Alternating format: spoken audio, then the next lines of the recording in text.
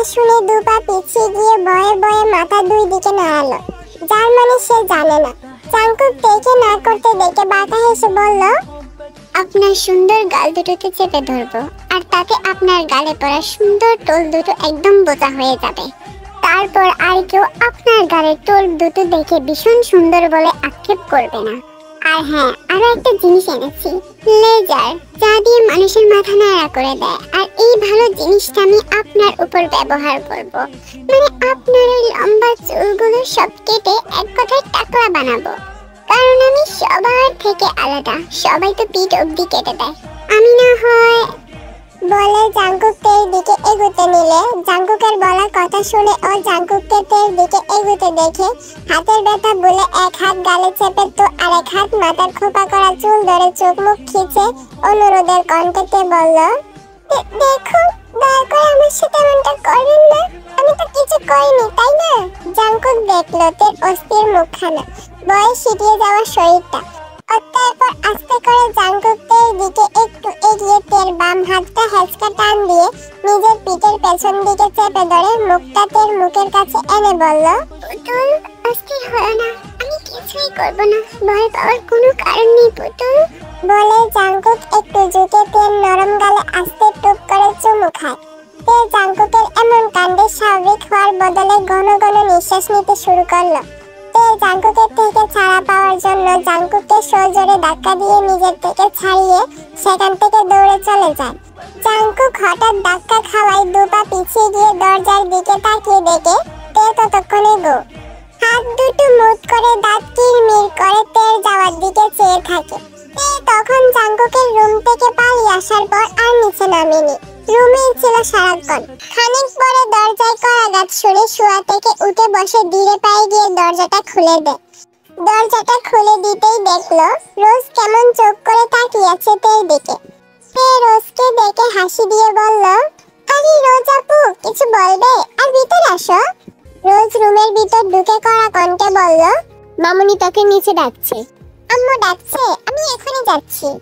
ওই শোন, তোর সাথে কথা আছে। হ্যাঁ আপু, বলো। তোকে তখন দেখলাম জাংকুকের রুম থেকে দৌড়ে বের হতে, ওর রুমে গেছিলি কেন? আসলে আপু, ভাইয়া, তুই আর ওই রুমে পা রাখবি না। আর তোকে যদি জাংকুকের কাছাকাছি দেখি না, তাহলে বড় আম্মুকে দিয়ে তোকে শায়েস্তা করাবো। তুই ভালোভাবে শুনে রাখ, বড় আম্মু আমাকে তার ছেলের বউ বানাবেন, তোকে না, তাই সাবধান। বলে হনহন করে চলে যায় রোজ। রোজ চলে যেতে তে সেদিকে তাকিয়ে বেকুব বনে ভাবলো, আজব তো, আমি কি একবারও বলেছি যে আমি জাংকুক ভাইয়ের বউ হতে চাই? এসব ভেবে দীর্ঘ নিঃশ্বাস ফেলে। রোজ সবসময় এমন, আজ পর্যন্ত কোনোদিন তের সাথে ভালো ব্যবহার করেনি, এমনকি সুযোগ পেলে গায়ে হাত পর্যন্ত তুলত। সে ছোটবেলা থেকেই একটু খিটখিটে স্বভাবের ছিল, আপন বোন জেনির সাথেও খিটখিট করত। তাছাড়া সে শারীরিকভাবে অসুস্থ ছিল, আর তার পাশাপাশি ছোটবেলায় শ্বাসকষ্টের রোগ ছিল রোজের। রোগ যেটা 18 বছর হওয়ার পর থেকে মানসিকভাবে বেড়ে গেছে। হঠাৎ হঠাৎ শ্বাস উঠে শ্বাস নিতে না পেরে সেন্সলেস হয়ে যেত। রোজ 2 বছর প্রায় টানা অসুস্থ ছিল। সবাই শুধু আল্লাহ আল্লাহ করত মেয়েটা যেন বেঁচে থাকে। রোজের অসুস্থতার কারণে পড়াশোনাটাও 2 বছর করতে পারেনি, যার কারণে ওর পড়ালেখাটা পিছিয়ে যায়। যে থাকতো এখন ভার্সিটি সেকেন্ড ইয়ারে, সে এখন মাত্র এইচএসসি দিয়েছে। ভাগ্য কি, তাই না? যদিও রোজের শ্বাসকষ্টটা পুরোপুরি ভাবে ভালো হয়নি, তাই সবাই তার মন রক্ষা করার জন্য কোনো বিষয় না করতো না, কিংবা কোনো বিষয় জোর করে না। সবাই তাকে সব বিষয় সাপোর্ট করে বলেই আজ সে সুস্থ আছে। তে নিচে এসে ওর মায়ের কাছে গুটি গুটি পায়ে গিয়ে জিজ্ঞেস করলো, আম্মু, আমাকে ডেকেছো? হ্যাঁ, তোকে না তোর বড় আম্মু বলেছিল দুপুরে সবার খাবার পরে থালা বাসনগুলো ধুয়ে রাখতে। তে কিছু বলবে তার আগে জাংকুক সিঁড়ি বেয়ে নামতে নামতে বলল, মামুনি, সারাদিন রুমের ভেতর থাকলে থালা বাসন ধুবে কিভাবে? তে জাংকুকের কথা শুনে অবাকের চরম পর্যায়ে চলে যায়। এতক্ষণ হাত বেঁধে রুম বন্দি করে রেখে এখন বলছে সে নাকি সারাদিন রুমে থাকে। তাই কিছুটা ক্ষোভ নিয়ে জাংকুকের দিকে তাকিয়ে বলল, আম্মু, জাংকুক ভাই তো আমাকে রুমের মধ্যে আর। তেকে বাকি কথাটুকু শেষ করতে না দিয়ে ওর আম্মু তেকে ঠাস করে একটা থাপ্পড় মারলো। তোর লজ্জা করে না? এখন জাংকুকের দোষ দিচ্ছিস? সারাদিন বসে খাবি সেটা বলতে পারিস না? তে মায়ের হাতে থাপ্পড় ও চিৎকার করে বলা কথা শুনে ফুফিয়ে কেঁদে ওঠে। তেকে থাপ্পড় দিতে দেখে আয়ু দৌড়ে এসে বলল, সমস্যা কি তোমার আম্মু? ওকে মারছো কেন? কি করেছো? কি করেনি বল, একটা কথা বললে শুনবে না। ওকে দুপুরে এটো থালা বাসনগুলো ওনাকে আর কিছু বলতে না দিয়ে ইউনো দরজার কাছ থেকে এসে তের দু বাহু ধরে একদম নিজের কাছে এনে রাগী কণ্ঠে বলল, শুরু থেকে এখানে সবটাই আমি দেখেছি মামুনি। বাড়িতে দুজন কাজের মেয়ে রেখেছিলাম, তাদের মধ্যে একজন ধোয়া কাচা করবে আর একজন বাড়ি পরিষ্কার করবে, কিন্তু তোমরা ধোয়া কাচা যিনি করেন তাকে বিদায় করে দিয়েছ, তেকে দিয়ে বাড়ির সব কাজ করাচ্ছ। এটা আমি কিছুতেই মানতে পারছি না মামুনি। বাড়িতে তো আরো মেয়ে আছে, কই তাদের কাউকে দিয়ে তো কাজ করাও না, তাহলে ওকে দিয়ে কাজ করাও কেন? শোনো মামুনি, যে পর্যন্ত আছো সেই পর্যন্তই থাকো, দরকার হয় বাড়িতে আরো কাজের মেয়ে রেখে দিব, তাও ওকে কাজ করতে বলবে না। কথাগুলো বলে ইউনো তেকে উপরে যেতে বলে সেও হনহন করে রুমের দিকে চলে যায়। ইউনো চলে যেতে তে বেজা চোখ দুটো তুলে তাকালো জাংকুকের দিকে, কারণ সে ভেবেছিল জাংকুক তার হয়ে এমনটা বলবে, কিন্তু হলো তার উল্টোটা। এক বুক কষ্ট নিয়ে তে বেজা চোখে রুমের দিকে যাওয়ার জন্য পা বাড়ায়। যদি তে আর কিছুক্ষণ জাংকুকের দিকে তাকাতো তাহলে দেখতে পারতো জাংকুকের হিংস্র রক্ত আবার চোখগুলো। শহরের অতি তীব্র যানজট ও ধুলো ওরা পরিবেশকে মোকাবেলা করে ক্লান্ত শরীর নিয়ে বাড়ি ফিরলেন বাড়ির দুই বড় কর্তা, কিম নামজুন ও কাই। সাথে বুগামো ছিলেন।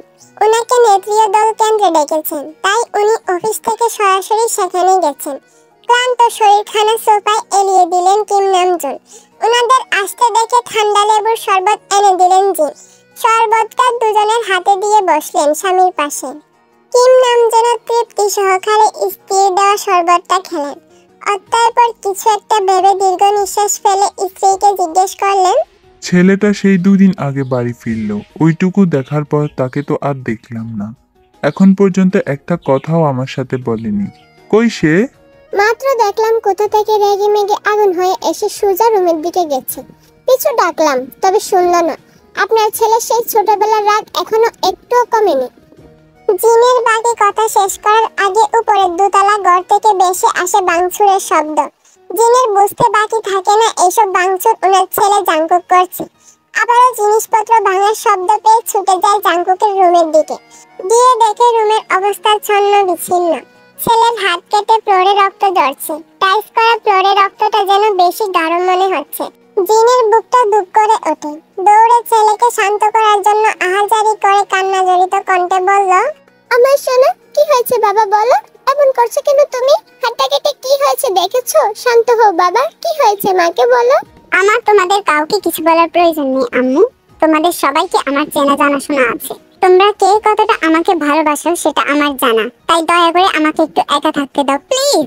জাংকুকের আবারও আগের মতো পাগলামি দেখে আরএম জাংকুকের কাছে যেতে যেতে বললেন, বাবা আমার, কি হয়েছে তোমার? আমাদেরকে বলো, আমরা সব ঠিক করে দেব বাবা। আরএমকে জাংকুকের দিকে এগোতে দেখে চেতে ওঠার রাগটা যেন আরো চেতে উঠেছে জাংকুকের। তাই জোরে জোরে হুঙ্কার ছেড়ে বলল, আম্মু, এই লোককে আমার রুম থেকে এক্ষুনি বের হতে বলো, আর নয়তো যদি আমি একবার চলে যাই বিশ্বাস করো কোনোদিন আর এই বাড়িতে পা রাখবো না। জাংকুক, সে তোমার বাবা হয়, তুমি তার সাথে এমন ভাবে কথা বলছো কেন? দেখো মা, যেটা আমার সেটা একান্তই আমার, সেটা নিয়ে টানা হেঁচড়া করা আমার মোটেও পছন্দ না, আর তোমরা বারবারই সেটাই করছো। কি করেছি আমরা? হ্যাঁ বলো, কি করেছি আমরা? তুমি যখন যেটা চাও আমরা সেটাই দেওয়ার চেষ্টা করি, তোমার মন রক্ষা করার চেষ্টা করি, তারপরে তুমি। জাংকুক ওর মাকে হাত জাগিয়ে বলল, বেশ আম্মু, আর মিথ্যে বলো না, তোমরা আর কত মিথ্যে বলবে? আম্মু, এ তো আমার ছিল তাই না? এর সাথে তো আমার বিয়ে হয়েছিল, তাহলে ও কেন আমার হয়ে আমার হচ্ছে না জানো? বাদ দাও, তার চেয়ে বরং আমাকে একা থাকতে দাও। তোমরা চলে যাও এখান থেকে। আমি আমার জিনিস বুঝে নিতে জানি, আমার জিনিস কাউকে আমার করে দিতে হবে না। জাংকুক, ওটা কোনো বিয়ে ছিল না, ছেলে খেলা বন্ধ করো। আর ওই অপয়া মেয়েটাকে তো আমি কোনোদিনও তোমার বউ হিসেবে মেনে নিব না। যে মেয়ের জন্য আমার বুক থেকে তোমাকে 7টা বছর দূরে থাকতে হয়েছে, সেই মেয়েকে তো। তুমি কেমন ছিলে না মা? তুমি তো আমার থেকে ভীষণ ভালোবাসতে, তাহলে এখন এমন কেন করছো?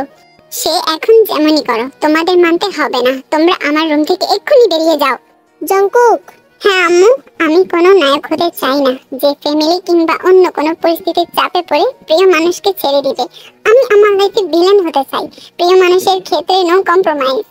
আমি সমাজ কিংবা পরিবারের মানুষকে বুঝি না, আমি আমার প্রিয় মানুষকে ছিনিয়ে নিতে বুঝি। জানো তো আম্মু, লাইফে নায়ক নয় ভিলেন প্রয়োজন, তাহলেই জীবনটা সুখের হয়। কিম নামজুন এতক্ষণ মা ছেলের কথা চুপচাপ দাঁড়িয়ে শুনছিলেন। ছেলে আর তার সেই ছোট ছেলে নেই, তার সবকিছুই চেঞ্জ হয়ে গেছে। শুধু চেঞ্জ হয়নি রাগ, ইগো, ক্ষোভ, জেদ। আর সেখান থেকে সেই 7 বছর হয়ে গেল ছেলে তার সাথে কথা বলে না। শত চেষ্টা করেও এই 7 বছরে তার সাথে কথা বলতে পারেনি কিম নামজুন। ভুলটা তারই ছিল। সেদিন ছেলেটাকে এমন শাস্তি না দিলেও পারতো, কিন্তু কি করার ছিল, তখন তেও খুব ছোট্ট ছিল। জাংকুকের অতিরিক্ত টর্চার ছোট মেয়েদের উপর প্রতিনিয়তই তার চোখে পড়তো। সে ভেবেছিল সেদিন সেই সিদ্ধান্তটা নিলে হয়তো তার ছেলেটা ছোট মেয়েটার সাথে এমন করবে না, কিন্তু তা না হয়ে হলো তার উল্টোটা। বাবা আর ছেলের সম্পর্কটা আজও ছন্ন ছাড়া। উনি আবারও দীর্ঘ নিঃশ্বাস ছাড়লেন। ওনার বেশ জানা আছে, ছেলে যখন বলেছে তে তার, দুনিয়া উল্টে গেল তে তার। সেখানে কারো কিছু বলার সাধ্য নেই, আর সে তার ছেলের ইচ্ছেকে মেনে নিবে। কিন্তু এই মুহূর্তে উনি জাংকুককে এই কথাটা বলতে পারছে না, আর এই মুহূর্তে কথাটা উনি বলতেও চায় না। তাই আস্তে করে সেখান থেকে চলে এলেন। সকাল গড়িয়ে বেলা দুপুর 1:25। তে পরীক্ষা শেষ করে গাড়ির জন্য অপেক্ষা করছে। একা বললে ভুল হবে, সাথে ওর বেস্ট ফ্রেন্ড জিমিনও ছিল। কিন্তু আজ মনে হয় সব রিক্সা ওদের জন্য নিষিদ্ধ হয়ে গেছে।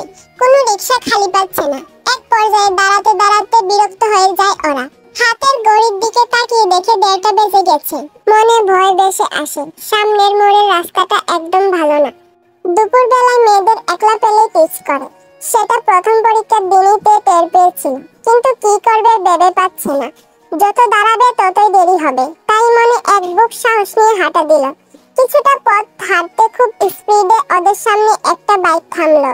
হঠাৎ সামনে বাইক থামতে দেখে তে চোখ মুখ খিচে 2 পা পিছিয়ে যায়। আস্তে পিট পিট করে চোখ খুলে দেখে ইউনো বাইকের উপর হাসি মুখে তের দিকে তাকিয়ে আছে।